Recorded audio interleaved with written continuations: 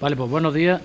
Damos inicio a la presentación de la segunda convocatoria del premio Eduardo Hinojosa y Naveros, que para mi entender tuvo bastante buen éxito en la primera. Tenemos aquí a los dos primeros galardonados, a la primera, Trinidad, y al segundo, José Antonio. Como es cuestión de gusto, yo decir que por el título me gustaba más el segundo que el primero, que por eso digo que da igual que sea primero que el segundo, que son los dos bien merecidos. A la vez también lo aprovechamos para hacer el acto de presentación de sus dos libros que fueron galardonados. Pues deciros también que estamos desde el Ayuntamiento estamos haciendo gestiones para que se vaya consolidando el premio. Estoy hablando con los mecenas, con los que facilitaron que se pudiera recaudar fondos para llevarlo a cabo. Tiene muy buena aceptación. Este año lo estamos haciendo de otra forma, con más tiempo, para que no sea uno solo el que soporte casi la gran parte del peso, sino que lo vamos a repartir en pequeños. Y bueno, y nada más, pues le paso la palabra al señor presidente y que deseo mucho futuro y muy bueno al premio. Muy bien, muchas gracias, señor alcalde.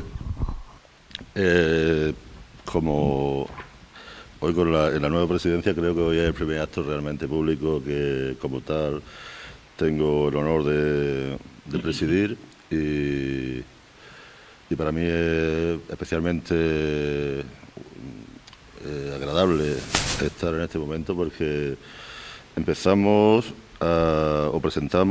dos cosas, ¿no? Es decir, la segunda edición del premio Eduardo Hinojosa y Naveros en Ciencias Jurídicas y al mismo tiempo presentar el fruto de la primera edición, es decir, el fruto de ese primer premio Eduardo Hinojosa y Naveros en Ciencias Jurídicas, que gracias a los distintos colaboradores y sobre todo también gracias a la editorial Dickinson nos permitió llegar a poner lo que nosotros considerábamos que era justo poner en valor la figura de este insigne jurista, académico, historiador, de este genio de su tiempo, como era el alameño Eduardo Hinojosa. Lo hacíamos y en este mismo escenario yo planteaba cuando lo presentábamos el año pasado, creíamos que estábamos haciendo historia y yo creo que estamos en ello. Hemos conseguido que estos dos primeros premios vean la luz. El propio jurado completamente independiente de todo, con juristas de reconocido prestigio de las distintas universidades españolas, observó la calidad de los trabajos presentados y la dificultad para poder llevar a la elección, y la elección de hecho propuso, como recogía en la base en su momento, que dada la calidad de los trabajos presentados, propuso a la editorial publicar, además del primer premio, publicar la tesis. De hecho, la editorial, atendiendo a la calidad y una vez pasado por sus controles de calidad de la propia editorial, de una editorial de reconocido prestigio en el mundo del derecho, como todos sabemos, que es la editorial Dickinson, consideró que efectivamente, además del aval que tenía estas obras por el propio jurado, con su propio consejo editorial y sus propios controles de redacción, consideró que efectivamente merecía la pena. Y hoy tenemos aquí esa idea. Tenemos esto, con la editorial Dickinson, con el sello y la imagen del patronato y de nuestro insigne homenajeado. Y por eso para nosotros es ese esfuerzo y un orgullo poder tener y poder haber posibilitado estas dos obras. Al mismo tiempo, como digo, anoche se convocaba por sesión ordinaria de la Junta del Patronato de Estudios Alameños, se aprobaba por unanimidad aprobar la segunda convocatoria del premio, coincidiendo, como decía las bases, y coincidiendo como se planteó en el convenio que se había acordado con la editorial Dickinson, de que la convocatoria se hiciera cada año coincidiendo con el día de nacimiento en Alhama de Granada de Eduardo de Hinojosa, que coincidía con el día 25 de noviembre, mañana domingo, por eso era lo de hacerlo en este momento, en este fin de semana, y al mismo tiempo el acto de entrega será coincidiendo con la fecha de la defunción de Eduardo de Hinojosa en Madrid el 19 de mayo. Este año, el 19 de mayo, cosas de la vida coinciden también en domingo, pues posiblemente se hará el 18, sábado 18, la entrega del segundo premio. Esa convocatoria y ese acto de hacer público hoy, tal y como viene recogido en el convenio con la editorial Dickinson, esta convocatoria. Como decía, también teníamos la intención, o queríamos reconocer y hacer este acto, la presentación de los dos libros, y por eso también quiero agradecer yo aquí, como presidente del patronato, la asistencia junto a nosotros de los dos premiados, tanto de Trinidad Vázquez como de José Antonio Castillo, que amablemente han vuelto a venir a esta tierra, que estáis invitados a volver cada vez que queráis. El propio alcalde creo que lo hará también, pero que, como habréis visto, es una tierra abierta, una tierra bonita, una tierra de acogida y una tierra que merece la pena disfrutar y vivir. Por eso yo creo que le vamos a dar la palabra a los premiados para que ellos tengan unas palabras sobre lo que ha sido este premio para ellos. Empezamos por... Bueno, en primer lugar, dar las gracias tanto a la organización como al Patronato de Estudios Alameño, al Ayuntamiento y a aquellos que se han involucrado particularmente en poder sacar esta primera edición del premio adelante, con una gran cantidad de envío y recepción de correo electrónico. Y felicitar a la premiada, a la profesora Trinidad Vázquez Ruano, con la que felizmente resulta que habíamos coincidido alguna vez antes por alguna cuestión de congresos de derecho digital. En el acto de presentación de los dos trabajos premiados, el profesor López Nebot dijo que la historia del derecho es una disciplina de vanguardia y que es paradójicamente la más joven de la enseñanza, a pesar de que mira al pasado. Y particularmente sobre el profesor, el jurista Eduardo de Hinojosa, dijo que revolucionó el estudio de la historia del derecho. Hay unas palabras de Eduardo de Hinojosa, publicadas en el año 1882, en las que dice Eduardo de Hinojosa que no hay duda de que uno de los principales obstáculos que se oponen al progreso de los estudios entre nosotros es esta especie de aislamiento científico, y que por desidia o por vano o por temor de perder la originalidad e independencia de juicio se priven muchos, con grave daño del progreso científico, de hacer más fecundas sus propias investigaciones utilizando el resultado de las investigaciones ajenas. Estas palabras que descubrí de casualidad en la obra de Alfonso García Gallo sobre Hinojosa fueron un feliz descubrimiento por el atrevimiento que vi en el profesor, en el doctor Eduardo de Hinojosa, en su ansia de progreso científico. Por lo que respecta al trabajo, sin ánimo de... Sí que es feliz esa circunstancia de que lleve la primera monografía que publico el nombre de Eduardo de Hinojosa por delante. Ojalá tuviera una parte de ese espíritu que ya en el siglo XIX recogía este jurista. El trabajo tiene un objetivo concreto de estudio, y es que a través de una mirada al pasado se remonta la consideración jurídica de las cosas en las instituciones del derecho romano clásico, utilizando trabajos como las instituciones de Gallo, sea capaz el derecho de evolucionar para adaptarse al paradigma de la economía digital, que es el paradigma en el que nos encontramos hoy día. De tal manera que esa adaptación que necesariamente vamos a llevar a cabo no acabe por empobrecernos como consumidores o como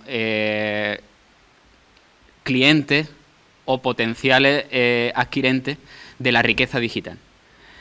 Tiene en la obra de 1984, George Orwell, con la que abre este trabajo, la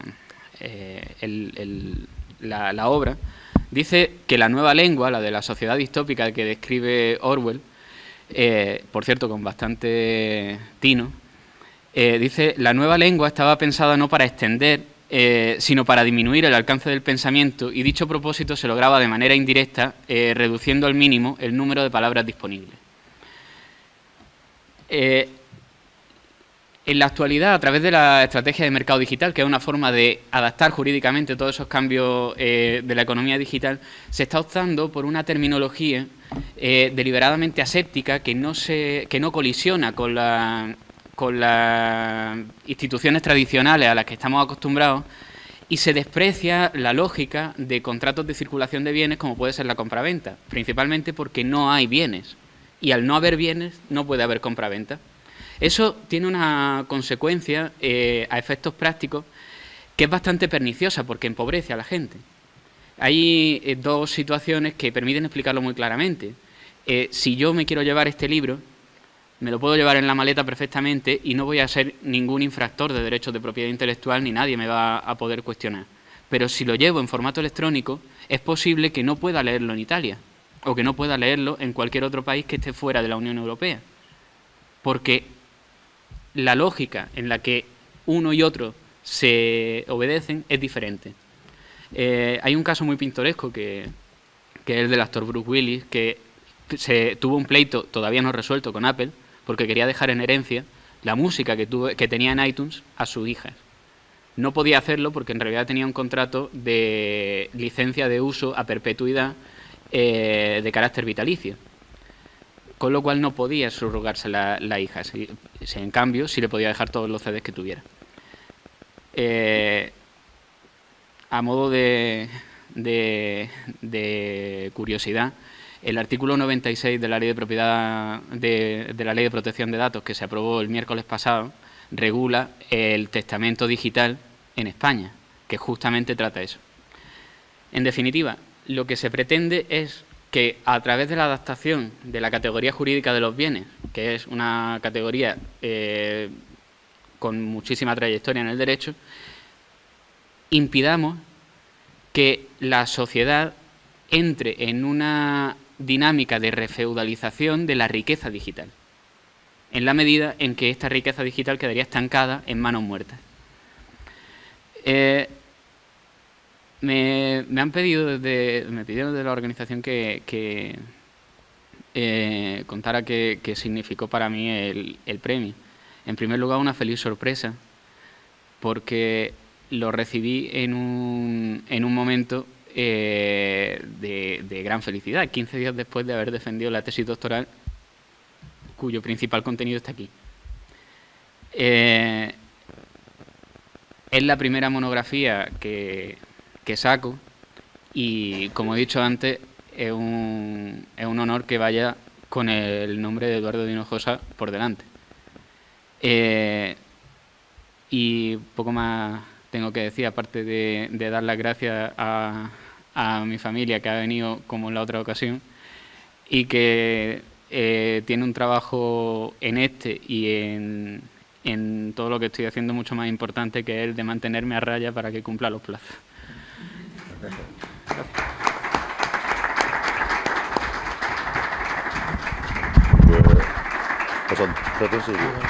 José Antonio, no lo tenías, toma tu primer ejemplar de tu obra, para ti. ¿No? El primer ejemplar de tu obra. Muchas gracias. Y ahora sí, Trini. Gracias, señor alcalde. Gracias, presidente, con la venia. Y buenos días a todos los presentes. Yo, en primer lugar, quiero manifestar, y me lo van a permitir, mi alegría y satisfacción por haber vuelto a esta ciudad.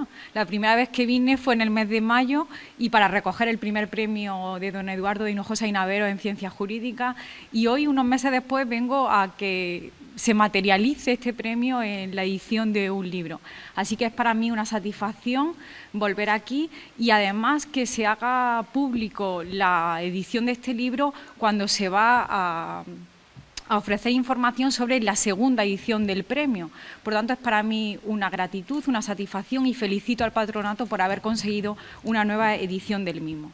No quiero pasar esta oportunidad sin agradecer de nuevo al Patronato de Estudios Alameños y al jurado, a los miembros del jurado en esa ocasión, que reconocieron mi trabajo con el primer galardón, pese a todos los trabajos de investigación que se presentaron, a la Facultad de Derecho de la Universidad de Granada y, por supuesto, a la prestigiosa editorial Dickinson, que es la que permite que podamos editar nuestros trabajos de investigación por el compromiso que ha asumido con esta institución y del cual hoy pues somos beneficiarios nosotros dos. Y me van a permitir que felicite a la persona del profesor Benítez Ortúzar, que lo felicite por su reciente nombramiento como presidente del patronato en primer lugar y luego por su empeño en esta iniciativa, porque me consta que sin el esfuerzo que está manifestando en este ámbito, la celebración de este premio y sus resultados no nos darían este fruto. Y por último, mi agradecimiento al pueblo de Alhama de Granada, hoy representado por algunos integrantes del mismo y por su alcalde, por el apoyo que ofrece al Patronato de Estudios Alameños y por la gratitud hacia la persona de don Eduardo de Hinojosa y Navero. Yo creo que es un reconocimiento más que merecido, pero hay que alabar la iniciativa que se está teniendo. Con sinceridad, les diré que recibir este primer premio ha supuesto para mí un sentimiento grato y de orgullo. Y esencialmente lo resumo en tres ideas principales. Primero, por la autoridad del ilustre intelectual, jurista, académico, político, abogado cuya trayectoria representa. En segundo lugar, por el reconocimiento del jurado que lo falló en su momento y que fue presidido en aquella ocasión por el profesor Morillas Cuevas. Y en tercer lugar, y creo que quizá lo más importante, es porque al margen de cuestiones profesionales, yo creo que don Eduardo se distinguía por su integridad, su esfuerzo y su vocación. Y precisamente esos son los valores que yo desde el principio de mi trayectoria universitaria trato de aplicar en la práctica. Trato de ser fiel a mi vocación, tengo empeño, ánimo de superación y mejora. Recibir una distinción a estos valores creo que merece mi agradecimiento y supone un incentivo a la motivación para seguir trabajando en el derecho y hacerlo bien. Así que estoy muy agradecida. El trabajo que presenté y que hoy se manifiesta su publicación versa sobre los principios de gobierno corporativo y la personificación de la función supervisora del Consejo de Administración. En una sociedad de capital y en las sociedades cotizadas en particular. Su alcalde ya les decía que el título en sí no le gustaba mucho. Así que yo voy a intentar atraerle... Le gustaba más el otro. Yo voy a intentar que comprendan la investigación que he realizado y me van a permitir que les traiga una frase coloquial que seguro que han escuchado alguna vez, que es: no me des consejos, dame dinero. Pues yo hoy les diría... Le adaptaría esa frase y le dirían: no me den consejo, denme un consejo de administración. Y es que ocupar la posición de un consejero con carácter externo, independiente a una sociedad, que controle a los que ejercen funciones ejecutivas dentro de un órgano de administración societaria, es una proyección profesional de prestigio y de desenvolvimiento de la actividad de un jurista o de un economista de indudable importancia. Para entender un poco esta temática o para entender por qué nuestro sistema jurídico ha previsto la necesidad de controlar a los que dentro de una sociedad ejercen funciones ejecutivas, nos tenemos que remontar a los 90. Si recuerdan un poco, hubo unos fraudes financieros, tanto a nivel mundial, el caso conocido como Enron, o a nivel más nacional, más interno, el caso Fadesa, pusieron de manifiesto la necesidad de que en aquellas grandes sociedades que tenían un volumen de capitalización importante, era difícil que alguien controlase o que dentro del órgano de administración que ejercía la función ejecutiva se pudiese igualar la condición de los socios que formaban parte de esa sociedad.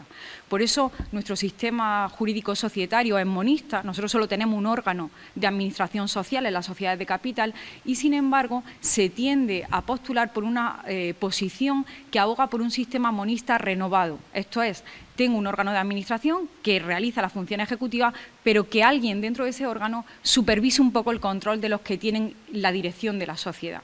Y eso es lo que esencialmente el título de la obra recoge, porque desde nuestra perspectiva hemos personificado esa función de control en un tipo de consejero que la norma recoge y ha recogido recientemente, que es la figura del consejero externo e independiente.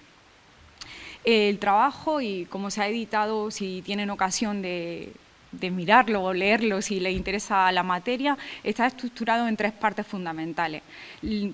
Entre ellas están organizadas de manera sistemática y su contenido equilibrado, y en la primera se estudia el inicio, es decir, la aplicación de los principios de gobierno corporativo, que es teóricamente la base del crecimiento de la eficiencia económica, de incrementar la confianza en el mercado, sobre todo la confianza de los inversores. Piensen que si hay socios que quieren formar o que quieren invertir en acciones de una sociedad cotizada que tiene un volumen considerable de accionistas, cuanto más transparencia otorgue el mercado, cuanto más confianza le ofrezca, más reclamo van a tener. En ese sentido, se apuesta por los principios de gobierno corporativo como la base de esa confianza y, sobre todo, para aplicarlo no solo al interés de la propia sociedad o de las relaciones de la sociedad, del órgano de administración, sino también equilibrar los intereses de los socios dentro de esas amplias sociedades y también de cara a terceros interesados en las relaciones con esa sociedad. Y esa como primera parte, centrándonos básicamente, aunque los principios de gobierno corporativo son de todas las sociedades de capital, pero nos centramos básicamente en las sociedades cotizadas, sobre todo porque en las sociedades cotizadas es donde más se ve la separación o la dicotomía entre el poder de la propia sociedad y la posición de los intereses de los socios. Piensen que el que posee la acción, el que posee la titularidad de la sociedad, no tiene un control directo sobre la gestión societaria. El poder de la sociedad, el órgano soberano de cualquier entidad social, es la Junta General de Accionistas, pero en una sociedad de muy elevada capitalización, la Junta General de Accionistas presenta un volumen ingente de integrantes o de socios. El control, por tanto, lo que hacen es transferirlo al órgano de administración. Confían plenamente en el que ejerce la facultad ejecutiva. Si a ese órgano nadie lo controla, nadie lo supervisa, posiblemente los intereses de los socios minoritarios no estén representados en el órgano de administración. Esa es la idea fundamental por la que apostamos o nos manifestamos acorde con que haya un órgano o una institución que supervise, si no un control efectivo, pero al menos que lo supervise. Y luego hemos hecho un estudio en la primera parte del trabajo del régimen jurídico que es aplicable a las sociedades cotizadas. La particularidad que tienen estas sociedades es que son sociedades anónimas, obviamente, y se rigen por el derecho societario, sus disposiciones específicas o de manera supletoria las de las sociedades anónimas, pero la particularidad de que el capital esté dividido en acciones y que esas acciones coticen en un mercado regulado hace que también tengan que atender a la normativa del mercado de valores de carácter público. Por tanto, se equilibran ambos regímenes jurídicos.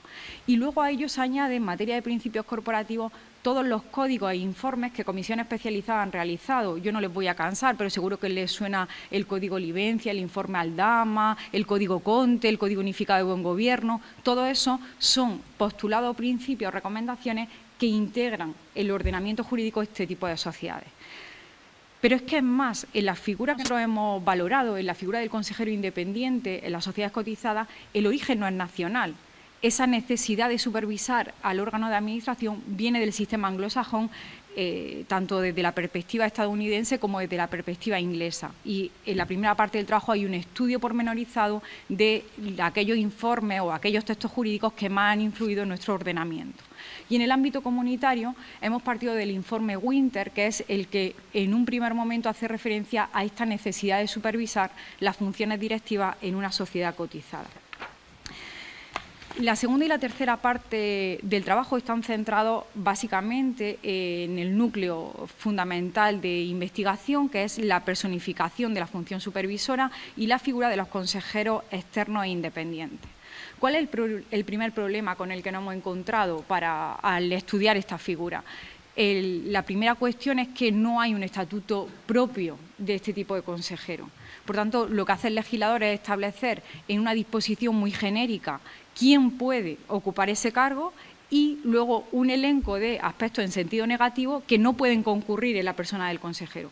Y dice, pero en todo lo demás se le aplica el régimen de los administradores sociales.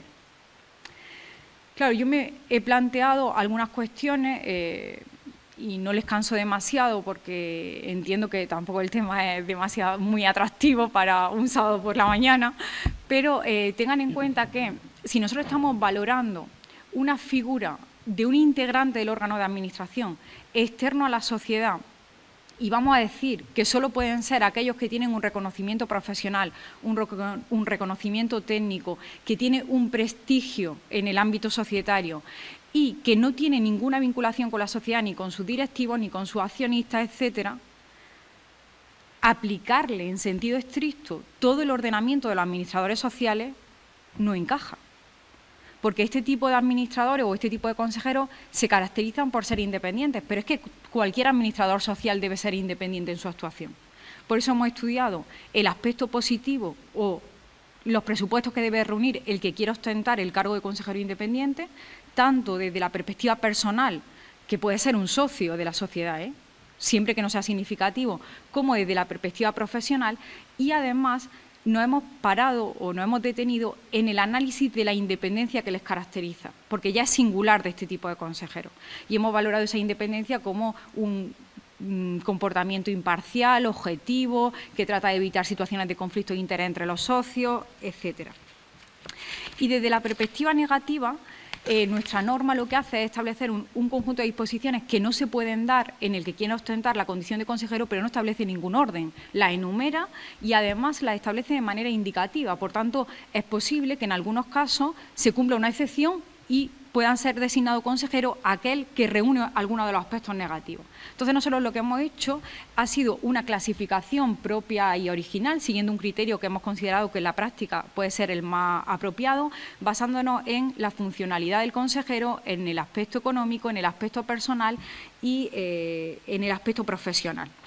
Y en ese sentido hemos distinguido y hemos analizado cada uno de los aspectos en sentido negativo. Valorando solamente dos cuestiones en profundidad, o si quieren, resaltando dos cuestiones con mayor profundidad. Una, la duración del cargo de consejero independiente, porque a partir de 12 años ya no se puede ser consejero independiente y dudamos si mantenerse 12 años en una sociedad afecta o no al comportamiento independiente del consejero. Y otra, que se ha equiparado en algunos de los aspectos al consejero independiente con otro tipo de consejeros externos de la sociedad, como son aquellos que representan a accionistas significativos. Por último, hemos valorado el especial procedimiento de nombramiento de estos consejeros, que es lo único que la norma establece de forma particular, porque hay una comisión especializada que debe designar o que debe proponer la designación de consejeros independientes, y esto no se lleva a cabo en el resto de los administradores o de la designación de administradores. Y la última parte del trabajo la hemos centrado en el análisis de la figura del consejero independiente, no solo como función supervisora dentro del órgano de administración, sino también su participación en otras comisiones especializadas, como la de auditoría, la de nombramiento y retribuciones. Y una figura específica que sí que se refiere a ella el legislador, que es el consejero independiente coordinador. Y es cuando un consejero está en varios consejos de administración distintos y puede haber un choque de intereses, ¿vale? Y en ese sentido, pues se establece una figura más neutra. Analizado todo esto, la idea principal, y para no extenderme más, es que nos falta un estatuto jurídico o nos falta una posición jurídica de este tipo de consejero, porque equipararlo a cualquier administrador societario genera unos problemas de base, en el sentido de, si yo tengo que participar en una sociedad, ser neutro e independiente en mi actuación, no solo en los debates, sino en la asistencia a las reuniones, en la defensa de los intereses colectivos de todo el conjunto de los socios, mi dedicación a la sociedad es otra, mi principio o mi deber de lealtad y fidelidad a la sociedad es otro, mi principio de diligencia en mi actuación es otro, la responsabilidad es otra y a lo mejor el régimen retributivo sería otro, porque dependerá mi independencia de la retribución que la sociedad me ofrezca. Y en esa parte es la que me encuentro ahora investigando, que espero los próximos meses poder tener una publicación más seria sobre este estatuto jurídico. Muchísimas gracias a todos.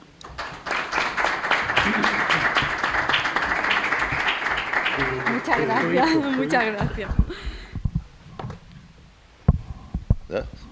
Bueno, pues muchas gracias a los dos premiados en la primera edición del premio Eduardo Hinojosa y Naveros. Como digo, hoy se les acaba de entregar a los dos enmaterializadas un ejemplar de la obra, el primer ejemplar que ve la luz de la obra. Tenemos otros dos ejemplares. Yo creo que venga la secretaria del patronato para depositar en el patronato otra copia, porque yo creo que, como digo, es también un momento histórico. Entonces, como secretaria, ese depósito de las dos obras. Y también teniendo aquí presente, aunque no estaba preparado en el programa, pero teniendo aquí presente a la bibliotecaria de la Biblioteca de Alhama, quiero la otra copia que suba Maripaz y que recoja también para depositar en la Biblioteca de Alhama. Esta yo creo que es un momento también histórico de iniciar esta edición, esta colección de obras jurídicas con la imagen de nuestro insigne.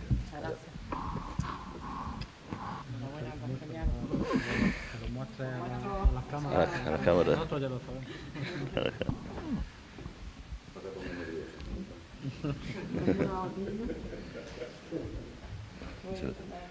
Y con ello agradecer de nuevo a los presentes de estar aquí en este momento, en esta doble condición de entrega de los premios, de los ejemplares del material.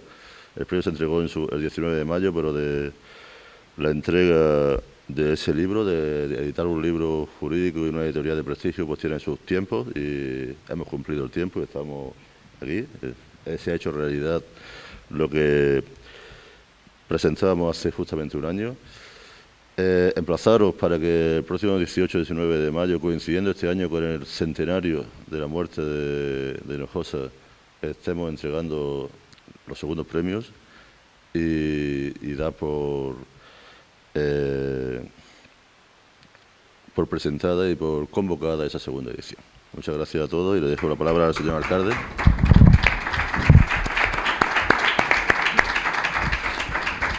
Bien, como siempre me toca a mí cerrar. En primer lugar, decirle que no me tome como referente de crítico jurídico porque tengo el encefalograma plano, ¿no?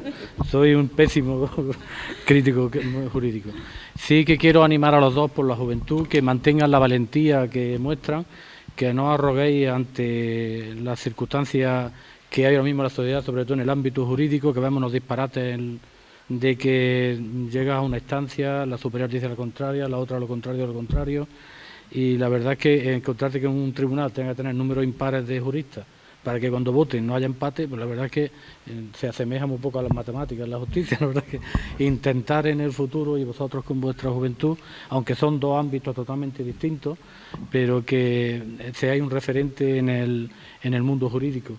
Deciros que casi con toda seguridad toda la parte de vuestra vida vais a recordar este premio, porque seguro que tendréis muchos más, pero esta primera edición, el ser galardonado en esta primera edición, seguro que os lo vais a llevar siempre a gala.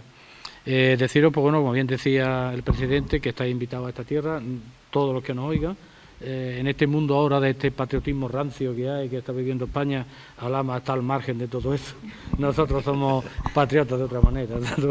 Nos gusta que nos visite todo el mundo, acogemos a todo el mundo y si además son mentes como las vuestras, pues con muchísimo más agrado. Aquí estáis abiertos para que presentéis todas las veces que queráis, para que nos visitáis cuando queráis y vuestras las puertas abiertas para el pueblo. Muchísimas gracias. Como he dicho al principio, le auguro un buen futuro a los premios, sobre todo si siguen presentándose gente como las que han sido premiados. A los que no nos oigan, pero que puedan tener en el futuro posibilidad de presentarse, pues que no desanimen, que se presenten, que así se forma la base y a ver si entre todos conseguimos cambiar un poquito el rumbo de la sociedad esta que la llevamos poco torcida. Lo dicho, muchísimas gracias y bienvenido al pueblo, y aquí estamos para lo que queráis.